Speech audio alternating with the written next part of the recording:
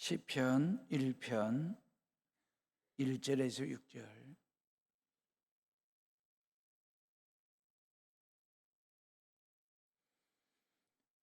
다 같이 1절로 6절을 읽습니다.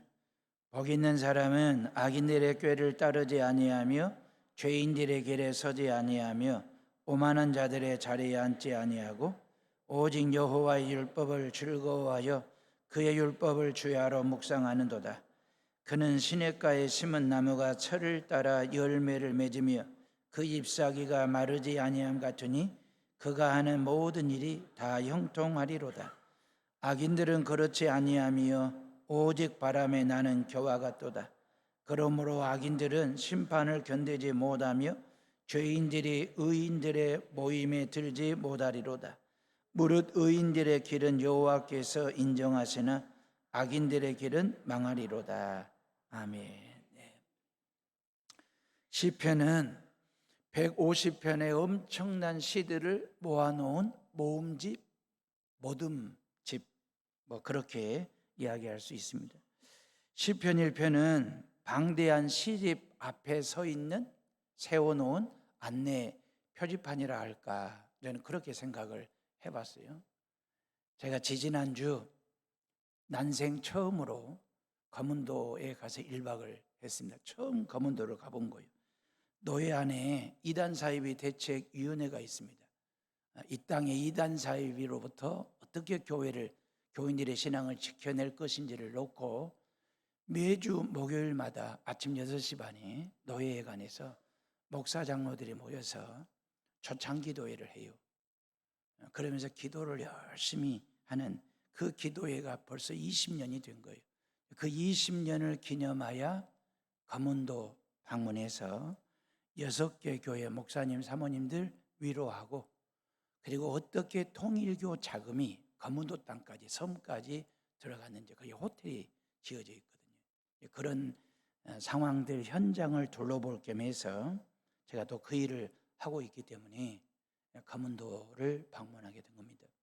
거문항에 내리자마자 거문도를 알려주는 안내 표지판 앞에 제가 서게 됐어요. 그러고 봤더니 세 개의 섬, 서도, 고도, 동도, 이 세 개의 섬을 다리로 연결을 해가지고 800여 명의 주민들을 서로 왕래하면서 사는 진짜 아름다운 섬 거문도였습니다. 점심시간에 목사님, 사모님들을 초청해서 점심 대접을 하고 6개 교회를 일일이 다 방문을 했습니다. 다시 말하면 안내 표지판이 보여준 대로, 알려준 대로 제 머릿속에 거문도를 담은 거죠. 그리고 6개 교회를 방문하면서 기도회도 하고, 그다음에 섬 목회자들의 애로사항도 듣는 그런 시간들, 그러면서 섬 목회가 얼마나 외로운지 또 귀한 일인지를 다시 한번 좀 더 디테일하게 알고 느끼는 그런 시간을 개인적으로 가졌습니다. 시편 1편은 시편 150편 전체를 함축적으로, 응축적으로 보여주는 안내 표지판 같은 거예요. 1편은 1절에서 6절밖에 안 되는 아주 짧은 시인데 1에서 3절까지는 의인의 모습을, 4절과 5절은 악인의 모습을, 그리고 6절 한 절은 의인과 악인의 결말이 어떤지를 알려주는 시이거든요. 비록 6절밖에 안 되는 짧은 시이지만 시편 150편 2461절이 담고 있는 메시지가 뭔지 보여주는, 들여다볼 수 있게 해주는 현미경 같은 시가 시편 1편이에요. 시편 속에 인간의 모든 지정의가 다 포함되어 있어요. 믹서되어 있어요. 인생의 모든 사랑과 기쁨과 소망과 미움과 고통과 슬픔과 근심, 두려움 등이 시편 150편에 다 담고 있고 여과 없이 그대로 보여주고 있거든요. 그래서 종교개혁자 깔뱅은 시편을 향하여 영혼의 모든 부분들의 해부학이라고 그랬어요. 영혼의 해부학이라고 할 정도로 중요한 시입니다. 그럼 그렇게 그만큼 중요한 시편의 안내 표지판과 같은 1편이 뭘 얘기를 해야 되겠습니까? 말씀을 읽어라, 말씀에 순종하라, 기도하라, 찬양하라, 전도하라. 아니면 경건하게 살아라, 뭐 이런 내용의 시가 딱 1편부터 딱 안내 표지판으로 등장을 해야 맞는데, 성경은 복 있는 사람은 이렇게 시작을 해요. 포문을 그렇게 열어요. 복 있는 사람은. 그냥 하나님 아버지 입장에서 저와 여러분들이 복 있는 사람이 됐으면 좋겠다, 그런 마음을 담아낸 거잖아요. 실은 저와 여러분들이 다 복 있는 사람이 되었으면 좋겠다, 이 복 받는 것이 얼마나 귀한 것인지를 보여주는 대목입니다.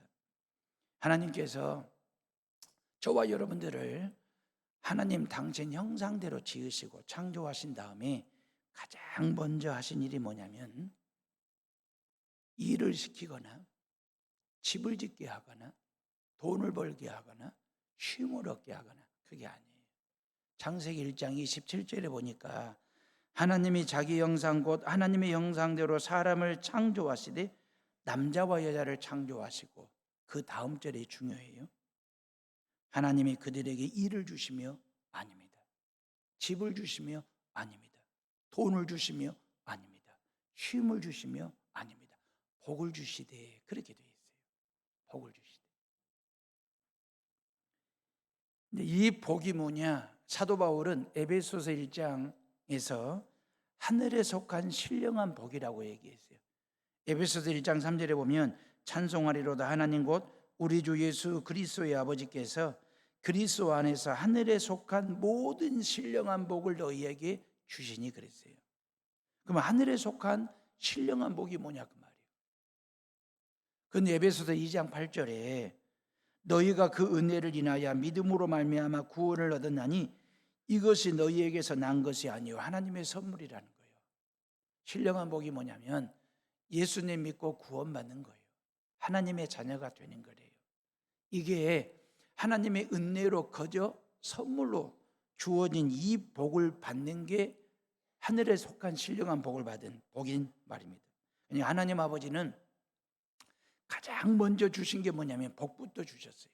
근데 그 아들 예수도 공생애를 시작하시면서 첫 설교 제목이 뭔지 아십니까? 첫 세미나의 주제가 뭐냐면 복이 있나니 그랬어요. 그게 팔복이잖아요. 우리말 어수는 심령이 가난한 자는 복이 있나니 천국이죠 이것이요, 애통해하는 자는 복이 있나니 그들이 위로를 받는다. 어순이 그래 우리말은. 근데 헬라어 원어 성경을 보면 어순이 복이 있나니, 심령이 가난한 자는 천국이죠 이것이요, 복이 있나니 애통해하는 자는 위로를 받는다, 그런 식으로 되어 있거든요. 그 복이 있나니 기억나시지요? 헬라어로 마카리오스, 복이 있나니. 시편 150편도 복 있는 사람으로부터 시작을 포문을 열어요. 사랑하는 헤어로미 식구들이, 성경은 우리가 복 있는 사람 되기를 원하세요. 복을 가진 사람이 아니라 복된 사람. 구분하시겠어요? 복을 가진 사람이 아니라 복된 사람. 저와 여러분들의 복 자체가 되게 하신다는 거예요. 하나님은 저와 여러분들의 삶을, 한 주간의 삶을 토기장이 되신 하나님께서 저와 여러분들의 삶을 빚으실 거거든요. 어떻게 빚으냐면 복을 가진 자로 빚는 것이 아니라 복된 자로 빚으시겠다. 왜? 하나님 당신 자체가 복이거든. 그 하나님은 저와 여러분들을 복되게 만드시고 빚으시는 그 놀라운 하나님의 은혜의 그 말입니다. 하나님 여호와 그분이 복의 실체이며 복의 근원이시거든요. 고로 하나님 자신이 복이심과 동시에 우리를 복되게 하신다. 복덩어리로 빚으시는 하나님. 그래서 내가 머무는 자리, 여러분들이 머무는 자리가 복되게 하고 여러분들의 손이 닿는 것마다 복이 되게 하신다라고 하는 게 성경의 가르침이에요. 복 다 좋아하잖아요. 이왕이면 큰 복, 많은 복 말입니다. 마르지 않는 복, 넘치는 복들을 다들 원합니다. 그 복을 찾으려고 그 복에 목을 매요. 그 복에 인생을 건다 그 말이에요. 마르지 않는 복에. 그래가지고 무당점쟁이를 찾아가. 무당점쟁이를 찾아가서 복 받는 일이 무엇인지를 가르쳐 달라고. 그런 일들이 얼마나 많은지 몰라요. 얼마나 많은 사람들이, 아마 여기 60 넘으신 분들은 다들 고향 친구들 중에 복자가 들어간, 이름이 복자가 들어간 친구들 꽤나 많을 거예요. 복남이. 복길이 있잖아요. 복동이 있고 복칠이 있고, 여학생들은 전부가 다 복자 복순이 그래. 동네마다 다 있어요. 우리 친구들도 다 있어요. 동네마다 이런 복자 이름을 가진 애들이 버글버글해요. 부모님의 바람이에요. 부모님의 바람.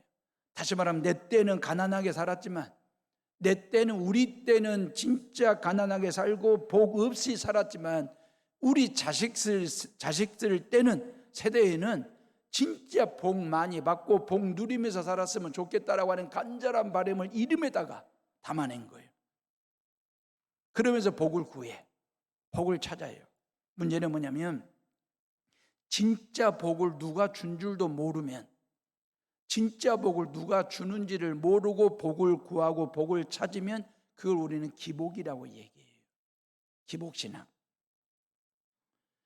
누구에게든 내가 원하는 복, 나만 받으면 돼, 나만 복 받으면 된다, 이걸 우리는 기복이라고 얘기하거든요. 복 주시는 분이 누군지를 모르니까 복만 찾다가 누구를 찾아가냐면 무당점쟁이를 찾아가는 거예요. 몇십만 원 복채 들고 몇백만 원짜리 복채를 들고 무당점쟁이를 찾아가서 점을 쳐. 그래서 점괘가 구술해야 된다라고, 구판을 벌려야 된다라고 점괘가 나오면 구판은 2천 내지 3천만 원이 최하입니다. 상차려야 되니까.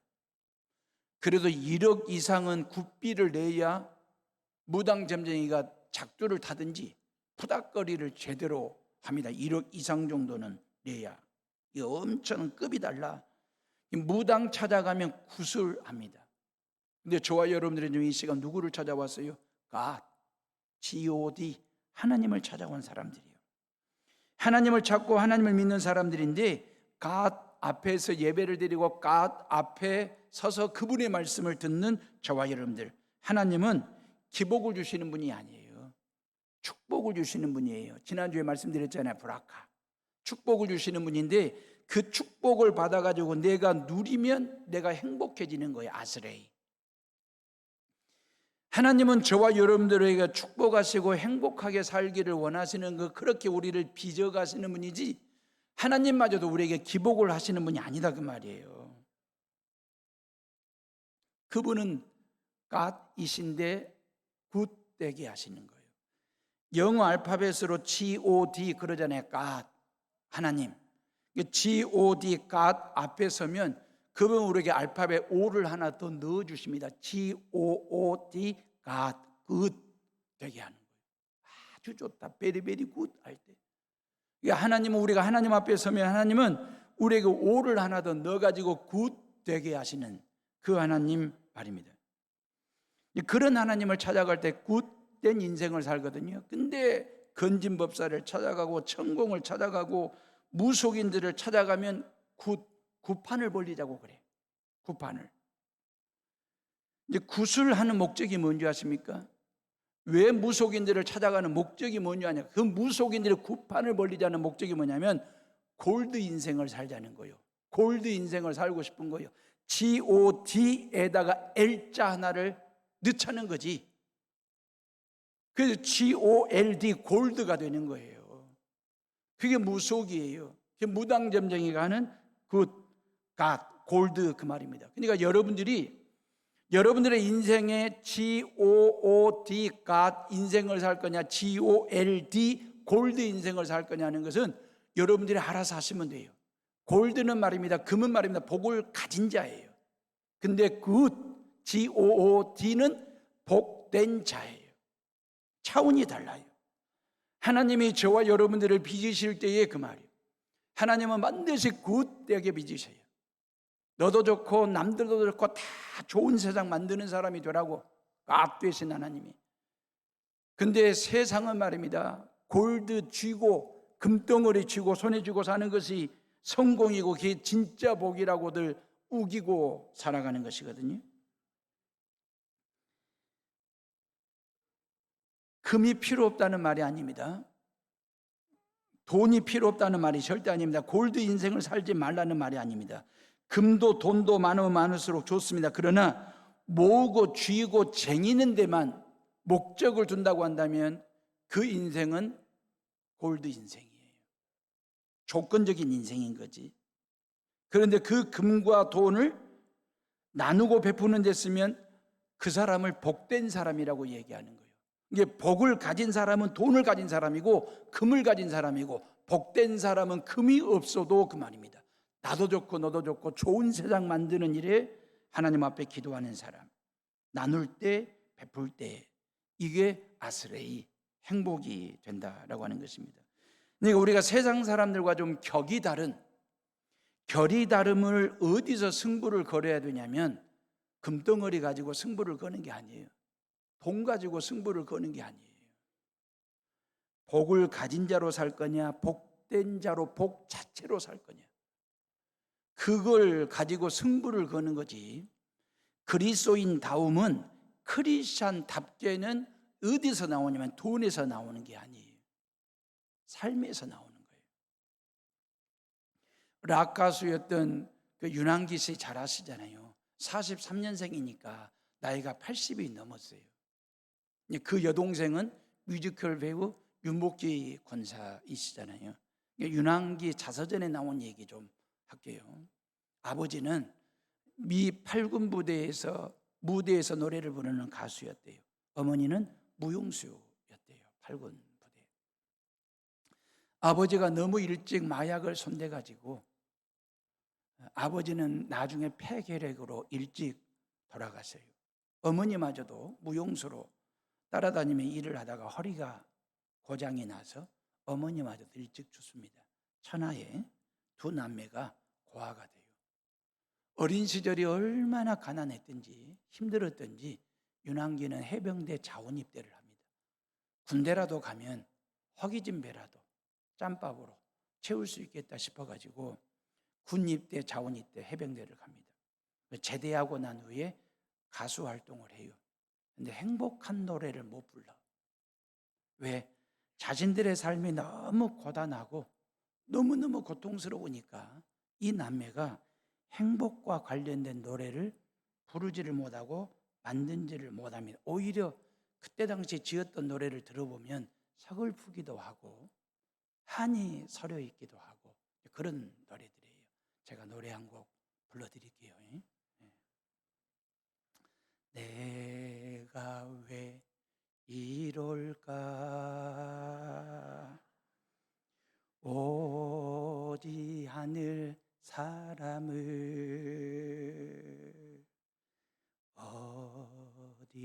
어디선가 웃으면서 와줄 것만 같은데.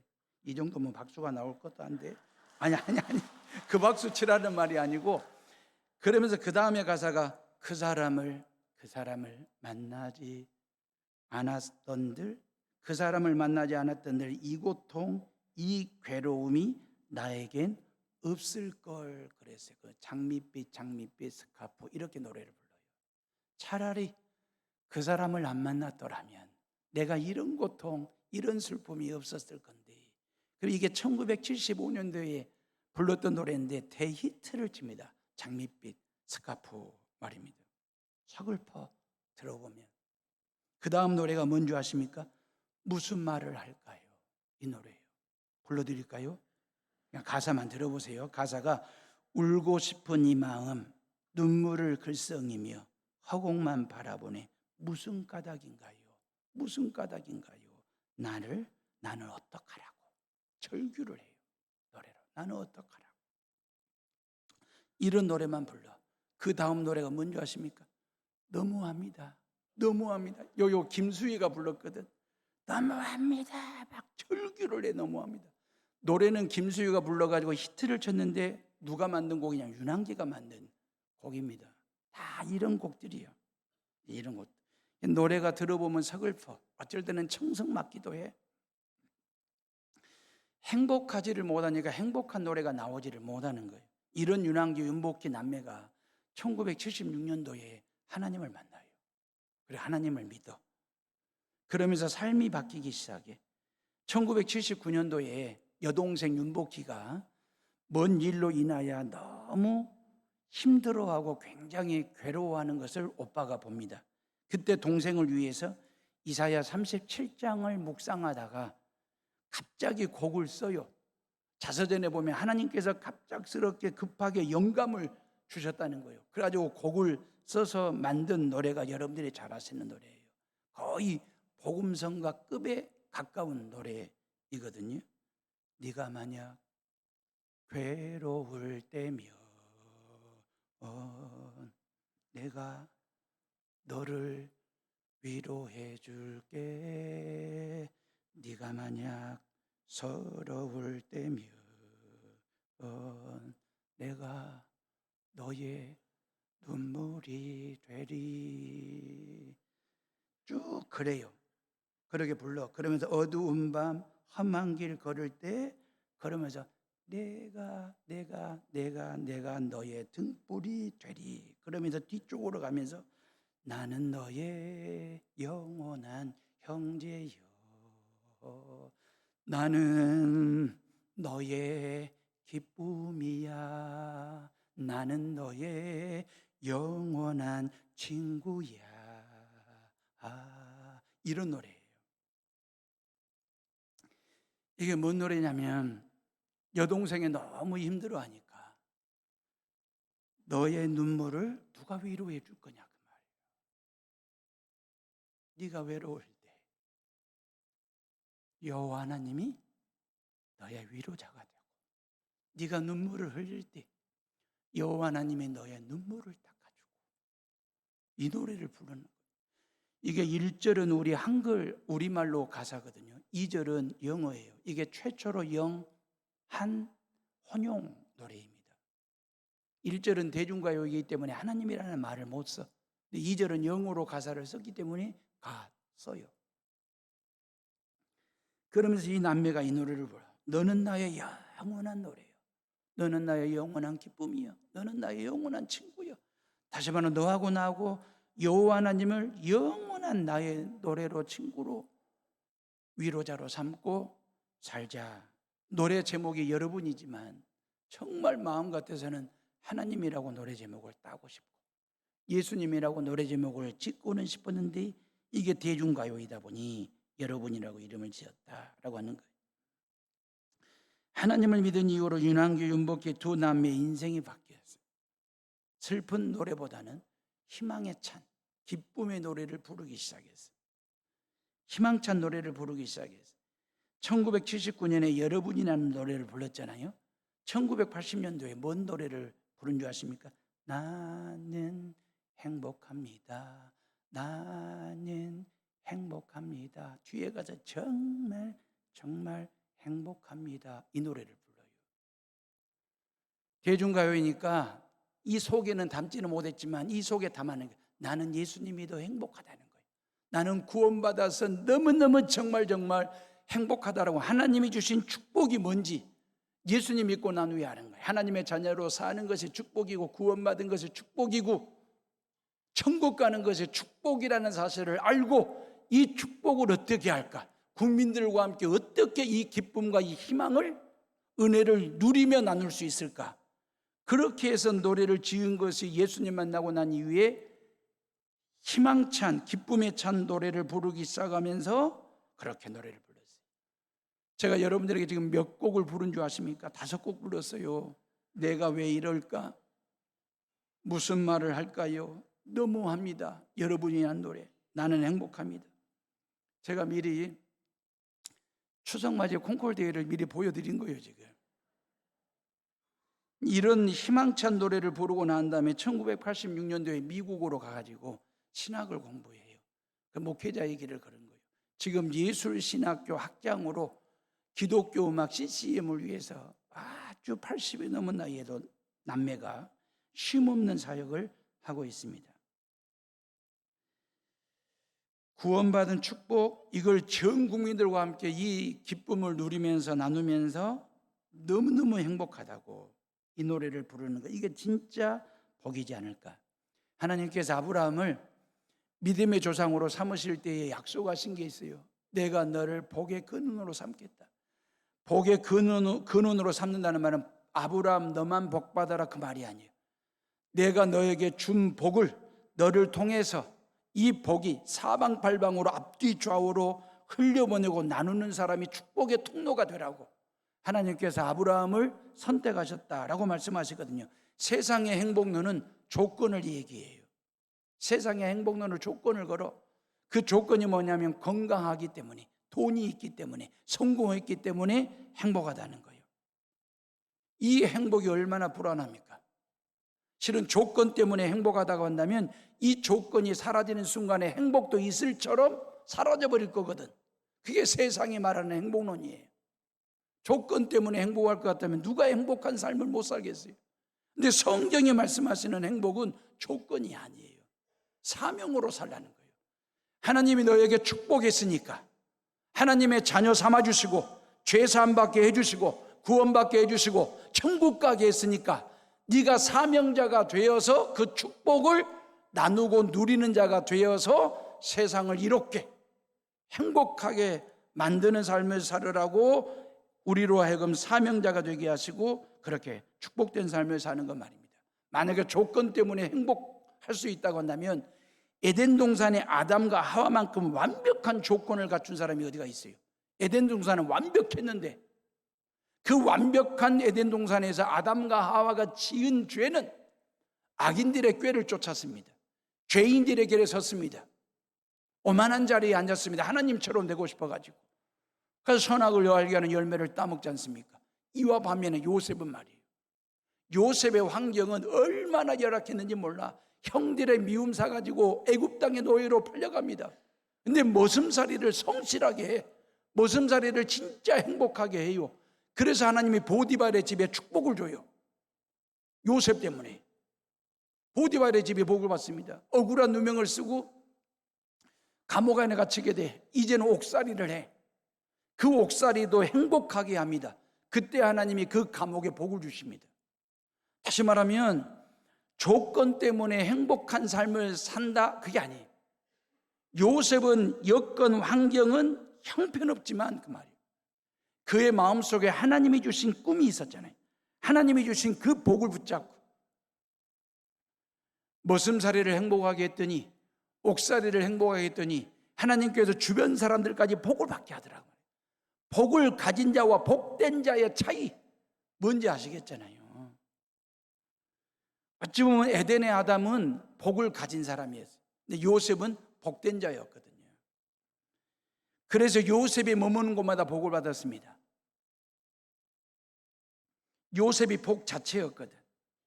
성추행범으로 억울한 누명을 쓰고 감옥 안에 옥살이를 했지 않습니까? 나중에 애굽의 총리가 됐지 않습니까? 힘을 가진 자가 됐지 않습니까? 그러면 보디발의 와이프 불러다가 응징하든지 보복을 하든지 벌을 주든지 그래야 되지 않겠습니까? 근데 요셉은 절대 보복하지 않습니다. 응징하지 않습니다. 왜? 하나님의 복을 가진 자의 품위를 지킵니다. 하나님의 복을 가진 자의 품격 있는 결정을 합니다. 행동을 합니다. 그게 복된 자의 여유입니다. 삶이고 신앙입니다. 1절 말씀을 다시 한번 봐보세요. 1절을 다 같이 읽어봅니다. 시작. 복 있는 사람은 악인들의 꾀를 따르지 아니하며 죄인들의 길에 서지 아니하며 오만한 자들의 자리에 앉지 아니하고. 그래서요, 이 말씀이 조건입니까? 하나님께서 조건으로 큰 거예요. 네가 이렇게 살면 내가 복 있는 사람 만들어줄게. 아니에요. 복 있는 사람은 이렇게 사는 거야. 약속의 말씀이에요. 축복의 말씀이고 행복으로 주어진 하나님의 말씀이에요. 조건이 아니라 사명이에요. 네가 이렇게 살면 복 있는 사람이 된다는 약속의 말씀. 악인들의 꾀할 때 그래서요. 악인들의 꾀할 때 이 꾀의 성경적인 개념은 하나님께 묻지 않는 모든 태도를 꾀라 그랬어요. 하나님께 묻지 않는 모든 결정, 모든 말, 모든 행동이 꾀라고 얘기하는 거예요. 그러니까 모든 일을 할 때 하나님을 제끼는 거예요. 하나님에 대한 의식이 없는 거예요. 말을 할 때나 생각할 때나 판단할 때나 행동할 때나 어디를 갈 때나 무슨 일을 할 때 하나님을 의식하면서 사는 것이 아니라 하나님의 존재 자체를 제껴버리는 거예요. 제끼고 내 마음대로 생각, 내 하고 싶은 말 다 하고 행동 다 하고 결정 다 하고 사는 거예요. 하나님을 의식하지 않고. 이걸 성경은 꾀를 부린다 그렇게 말씀했어요. 여러분, 꾀를 부리면 꽤 힘듭니다. 꾀 부리면 꽤 좋을 것 같지요? 꽤나 어려워집니다. 인생 꼬입니다. 하나님 앞에서 꾀돌이 꾀순이가 되면 안 돼요.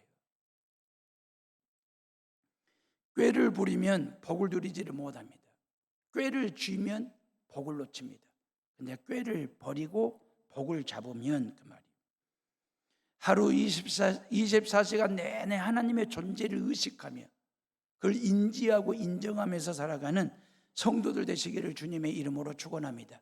그게 적극적인 신앙이에요. 2절 말씀 봐보세요. 다 같이 2절을 읽어봅니다. 시작.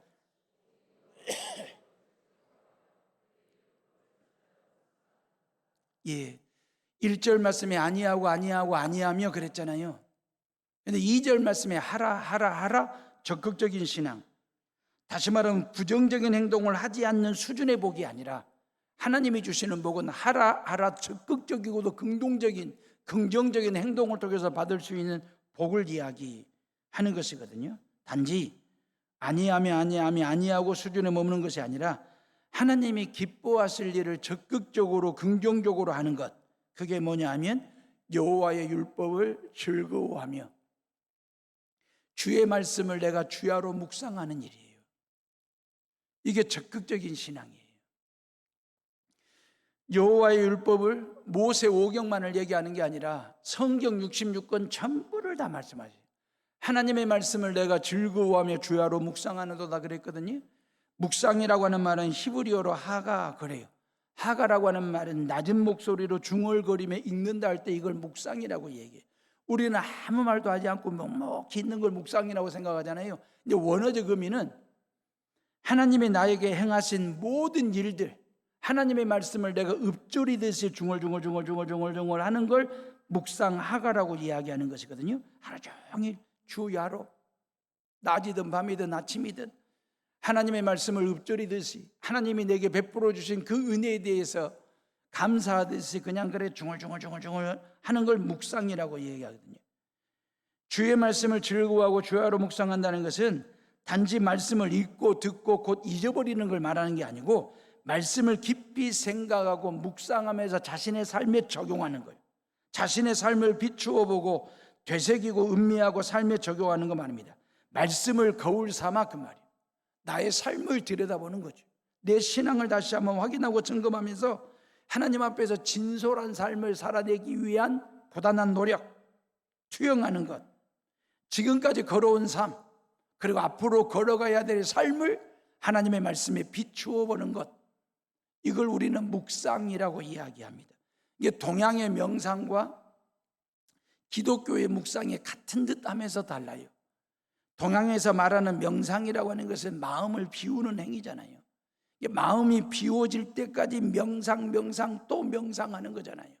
마음을 비울 때까지. 근데 문제는 뭐냐면 마음을 비우고 나온 다음에 뭘 채울 거냐? 답이 없어요. 길이 없어요. 명상에는. 근데 묵상은 명상처럼 똑같이 마음을 비우는 데까지는 같아요. 근데 묵상은 마음을 비우고 난 다음에 하나님의 말씀으로 채우고 예수의 정신으로 채우겠다는 것이 묵상하는 이유예요. 내가 여호와 하나님의 말씀을 율법을 주야로 묵상한다라고 하는 말은 바로 그런 의미로 묵상하고 또 묵상하는 산말입니다. 그러니까 내 마음통을 쓰레기통 비우듯이 확 비우는 거예요. 주일 되기 전에, 주일 예배 드리러 오기 전에, 그 주일날은 빈 통으로 빈 마음으로 오셔야 돼요. 그래야 하나님의 것으로 채워지지 않겠어요? 하나님의 것으로 채워가지고 가야 되지 않겠어요? 주일 예배는 내 것을 비우고 하나님의 것으로 채우는 시간이니까, 그래야 하나님의 복을 받는 삶을 사는 거니까. 한 주간의 삶이 나는 어떡하라고 너무합니다 이 노래를 부를 수밖에 없는 어려움이 닥칠 수도 있어요. 근데 내 것을 비우고 하나님의 것으로 채우면 나는 행복합니다. 정말 행복합니다 라고 노래를 부르는 삶을 살 수 있어요. 환경 때문이 아니에요. 사명 때문에. 저와 여러분들은 복을 가진 자가 아니에요. 복된 자이기 때문에. 하나님의 말씀을 즐거워하고 주야로 묵상하게 되면 악인의 꾀를 따라가지 않습니다. 죄인의 길에 설 수 없습니다. 오만한 자리를 깔고 앉을 수가 없어. 왜? 하나님의 말씀을 통해서 답을 찾았거든. 하나님의 말씀이 길을 열어줬거든. 복을 받는 길이 어떤 길인지, 복 받는 자가 어떠한 삶을 살아야 되는지. 그래서 하나님의 말씀을 깔고 방석으로 깔고 앉는 존재가 되는 거예요. 언제? 하나님의 말씀을 주야로 묵상할 때에 그 말이에요. 복인이 되려면 반드시 말입니다. 악한 꾀, 이 생각을 단호하게 노하셔야 돼요. 잘라내셔야 돼. 절연하셔야 돼. 단절하셔야 돼. 확실하게 노할 수 있어야 돼요. 만약에 악한 생각과 악한 꾀를 부리는 단계에서부터 잘라내지를 못하면 반드시 악한 꾀를 따르게 되어 있습니다. 죄인의 길에 서지 않고는 견딜 수 없습니다. 오만한 자리에 앉지 않을 재간이 없어요. 왜? 악한 꾀를 잘라내지를 못했기 때문에. 악한 꾀는 반드시 우리로 하여금 죄인의 길에 서게 하고 오만한 자리에 자리에 앉게 하니까. 저와 여러분들이 모두가 다 단절했을 때 그 말입니다. 단절하지 못할 때 어떻게 되느냐? 4절 말씀 봐보세요. 4절을 다 같이 읽어봅니다. 시작. 악인들은 그렇지 아니하며 오직 바람에 나는 겨와 같다고 그랬어요. 악인들은 말입니다. 바람에 나는 겨와 같대요. 바람에 나는 겨와 같다는 말은 그만큼 가볍다 그 말입니다. 말이 가벼워요. 입이 가벼워. 행동이 가벼워요. 생각하는 게 가벼워. 왜? 악한 꾀를 따르고 쫓고 있기 때문에 가벼울 수밖에 없지. 삶이 가벼워. 실은 신앙마저도 가벼워져요. 왜? 악 자체가 가볍거든. 바람에 나는 겨와 같은 인생.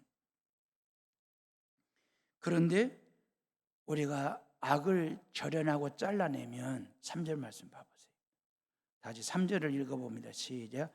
그는 시냇가에 심은 나무가 철을 따라 열매를 맺으며 그 잎사귀가 마르지 아니함 같으니 그가 하는 모든 일이 다 형통하리로다 그랬어요. 얼마나 감사한지 그 말이에요. 네. 하나님의 말씀을 주야로 묵상하게 되면 시절을 쫓아 과실 열매를 맺는 모든 일이 형통케 되는 그런 복을 받아 누리게 된대요. 2절, 3절, 4절, 5절 말씀은 다음 주에 좀 더 디테일하게 살펴보기로 하고, 우리 같은 하늘 아래 살고 있지 않습니까? 같은 땅 여수에 살고 있지 않습니까? 근데 누구는 의인으로 살고 누구는 악인으로 살면 구별된 삶을 살면 되겠습니까? 예수 그리스도를 믿는 모든 성도들이라고 한다면 다 복 있는 자의 삶을 살아야지. 같은 하늘 아래서 같은 땅 여수에서 살면서 그 말입니다. 옛날 옛적 이야기 하나 하고 설교를 마치겠습니다. 임금님이 백성들의 마음이 어떤지, 백성들의 마음새가 어떤지를 좀 알고 싶었어요. 그래서 임금님이 밖으로 나가서 큰 길 한가운데다가 큰 돌을 하나 갖다 놓고 숨어서 백성들이 이 돌을 어떻게 하는지 대하는지를 살피는 겁니다. 많은 사람들이 그 앞을 지나가면서 이 돌을 보면서 누가 도대체 여기다가 돌을 갖다 놨지? 투정 아니면 푸념 아니면 넋두리 하듯이 뽀로뚱한 표정으로 다 그 돌을 피해서 가더라고요. 대다수의 백성들이, 대다수의 국민들이 다 뽀로뚱하게 그렇게 그 돌을 다 피해서 가더래요. 그런데 어떤 사람이 헛짓하고 걸어 한눈 팔고 걸어오다가 그 돌뿌리에 걸려가지고 과당 하고 넘어지면서 일어나면서 대바라지게 욕을 하더래. 욕짓거리를. 어떤 놈의 새끼가 여기다가 돌을 갖다 놔가지고 이렇게 되는 이 서울 놈의 새끼, 이런 거 그렇게 욕짓거리를 하고 지나가더래요. 왕이 볼 때, 임금이 볼 때 왜 이러지? 그랬어요. 근데 채소 장사 아저씨가 수레를 끌고 가면서 그 돌을 본 거예요. 수레를 세워놓고 그 돌을 들어 길가로 옮겼어요. 그래 놓고 보니까 그 돌 밑에 금덩어리가 있었어요. 편지 하나가 있어요. 임금이 쓴 거예요. 이 돌을 치운 자에게, 치운 사람, 옮기는 사람에게 이 금덩어리를 주노라. 이게 고사에 나오는 우리 인생살이를 풍자한 이야기입니다. 우리는 흔히 이런 말들 하잖아요. 넋두리 하듯이 복된 짓을 하니까 복을 받더라. 복된 짓을 하니까 복을 받더라. 여러분들은 한 주간의 삶을 어떻게 살고 싶습니까? 돌을 요리조리 피하면서 사시고 싶으세요? 아니면 걸려 넘어가다가 욕짓거리 하면서 살고 싶으세요? 아니면 누군가를 섬기는 마음으로, 배려하는 마음으로 그 돌을 치우고 살기를 원하십니까? 실은 그 돌이 금덩어리인 줄은 몰랐지. 근데 그 채소 장사처럼 그 말입니다. 이게 굿이잖아요. G-O-O-D. 나도 좋고 너도 좋고 모두를 이롭게 하는, 좋게 하는 일, 그 돌을 들어 옮겼더니 거기에 금덩어리가 있더라. 금을 가진 자입니까? 채소 장사가? 아니요. 금을 가진 자가 아니라 금과 같은 존재, 복된 자, 복을 가진 자가 아니라 복된 자, 그 말입니다. 저와 여러분들의 한 주간의 삶을 어떻게 살 것인지 말씀 앞에서 결단하는 시간이 되시기를 바랍니다. 우리 이 시간 다 같이 조용히 묵상하며 기도합니다.